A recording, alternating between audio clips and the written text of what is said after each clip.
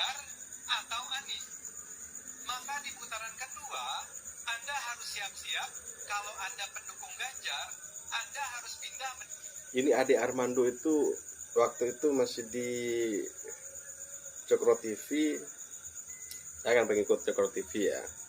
Jadi pas Bang Ade Armando ini dikeroyok ya, inget ya, dikeroyok pasca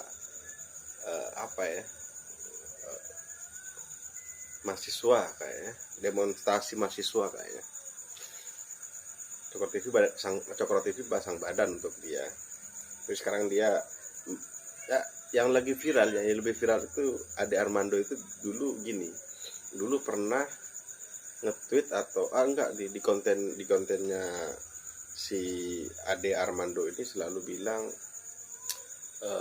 selalu menjelek-jelekkan Prabowo lah intinya. Tapi sekarang karena dia terjun ke politik praktisnya langsung dan ikut PSI, akhirnya dia sekarang sudah menjilat ludahnya sendiri.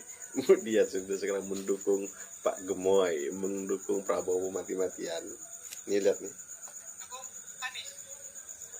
Kalau Anda pendukung Anies, Anda harus siap-siap pindah dukung Ganjar. Ya, siap-siap aja. Didorong. Tunggu. Kenapa lo teriak-teriak?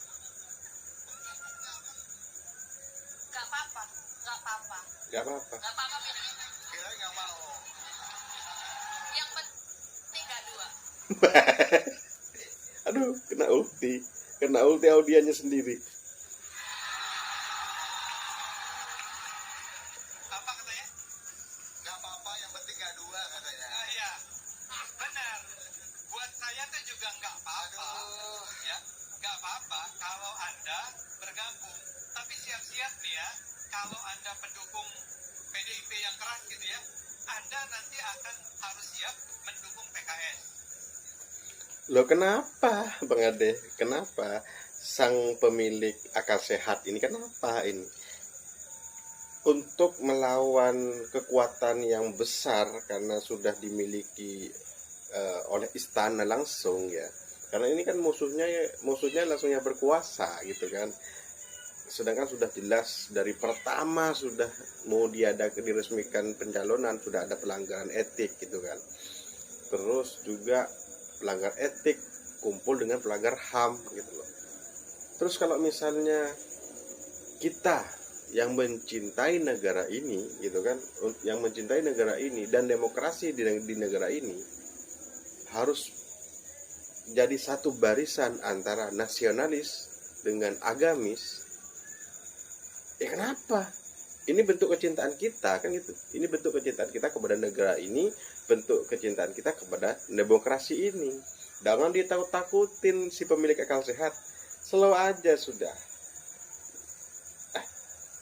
Kita itu, saya nasionalis gitu loh. Dan juga agamis gitu. Saya NU. Saya juga bapak saya PDI. Saya juga punya gen PDIP. Saya punya gen PDI juga gitu loh. Tapi kenapa kita juga sama-sama mencintai negara ini dan mencintai demokrasi ini, menyayangi demokrasi yang diperjuangkan di tahun 98 itu harus sirna oleh KKN, oleh nepotisme, oleh dinasti seperti ini. Nah, sedangkan Bang Ade Armando ini kan si pemilik akal sehat loh, dia menyatakannya dirinya sendiri gitu, menjilat ludahnya sendiri. Nah, sekarang kok panik?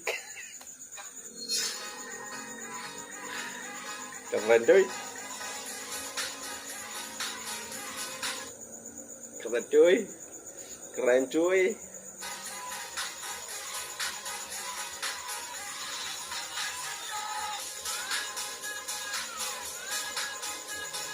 Bu Atiko, sehat selalu Bu Atiko.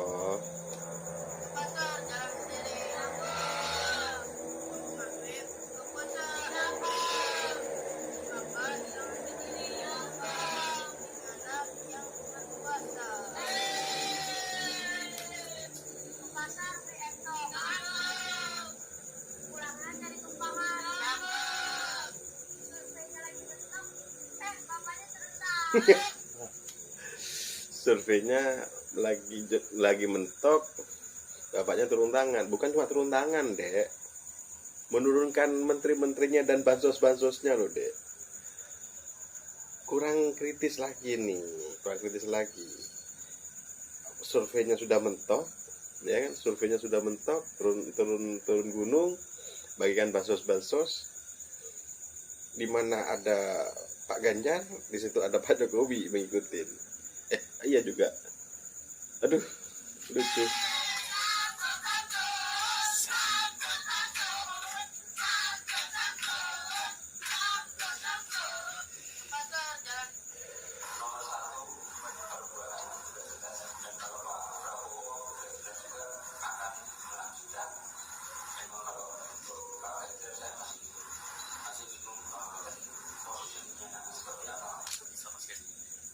Enggak sih, Mas Kaisang nih loh. Jujur saya mengikutin sekali, saya sampai subscribe channelnya dia gitu loh. Coba bedain sudah ya, ketika dia sebelum menjadi ketum yang karbitan, yang 2 hari jadi anggota partai langsung jadi ketua itu, sebelum itu coba perhatikan view-nya berapa dan bedakan dengan sekarang view-nya berapa setelah dia jadi ketum PSI. Karena kenapa? Ya, ini anak muda saya sangat setuju sekali. Saya sangat mendukung sekali ketika anak muda terjun ke politik, karena biar tidak apatis gitu. Tapi tidak seperti ini juga gitu loh. Segala aturan ditabrak gitu loh. Lucu aja ini. Ya Allah, Mas Kaisang juga kok ikut-ikut. Saya sempat kagum loh sama beliau itu. Tapi ternyata semuanya itu palsu.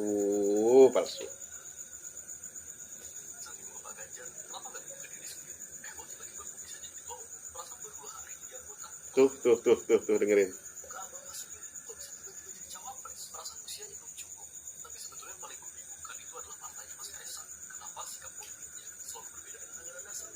Dalam anggaran dasar partai Mas Kaisang bicara mengenai perubahan. Perubahan adalah sebuah gerakan politik yang didorong oleh kekuatan solidaritas nasional semesta. Bicara perubahan di sana.